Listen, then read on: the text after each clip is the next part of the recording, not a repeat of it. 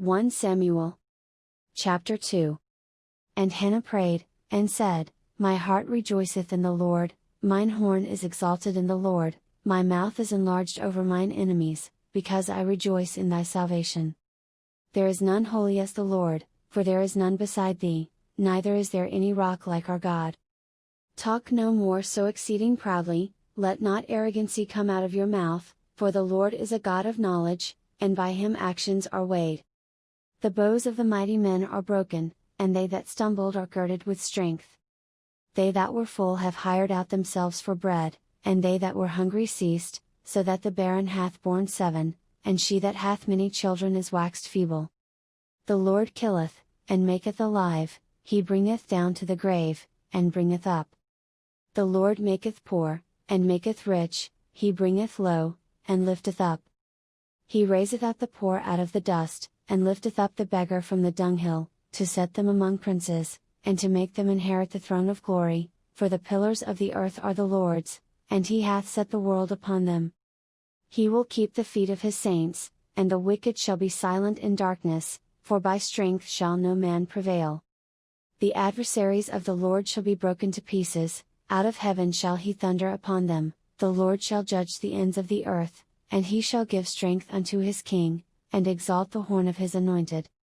And Elkanah went to Ramah to his house. And the child did minister unto the Lord before Eli the priest. Now the sons of Eli were sons of Belial, they knew not the Lord. And the priest's custom with the people was, that, when any man offered sacrifice, the priest's servant came, while the flesh was in seething, with a flesh hook of 3 teeth in his hand. And he struck it into the pan, or kettle, or cauldron, or pot, all that the flesh hook brought up the priest took for himself. So they did in Shiloh unto all the Israelites that came thither. Also before they burnt the fat, the priest's servant came, and said to the man that sacrificed, Give flesh to roast for the priest, for he will not have sodden flesh of thee, but raw. And if any man said unto him, Let them not fail to burn the fat presently, and then take as much as thy soul desireth, then he would answer him, Nay, but thou shalt give it me now, and if not, I will take it by force. Wherefore the sin of the young men was very great before the Lord, for men abhorred the offering of the Lord. But Samuel ministered before the Lord, being a child, girded with a linen ephod. Moreover his mother made him a little coat, and brought it to him from year to year, when she came up with her husband to offer the yearly sacrifice. And Eli blessed Elkanah and his wife, and said, The Lord give thee seed of this woman for the loan which is lent to the Lord. And they went unto their own home. And the Lord visited Hannah, so that she conceived, and bare 3 sons and 2 daughters. And the child Samuel grew before the Lord. Now Eli was very old, and heard all that his sons did unto all Israel, and how they lay with the women that assembled at the door of the tabernacle of the congregation. And he said unto them, Why do ye such things? For I hear of your evil dealings by all this people. Nay, my sons, for it is no good report that I hear, ye make the Lord's people to transgress. If one man sin against another, the judge shall judge him, but if a man sin against the Lord, who shall entreat for him? Notwithstanding they hearken not unto the voice of their father, because the Lord would slay them. And the child Samuel grew on, and was in favor both with the Lord, and also with men. And there came a man of God unto Eli, and said unto him, Thus saith the Lord, Did I plainly appear unto the house of thy father, when they were in Egypt in Pharaoh's house?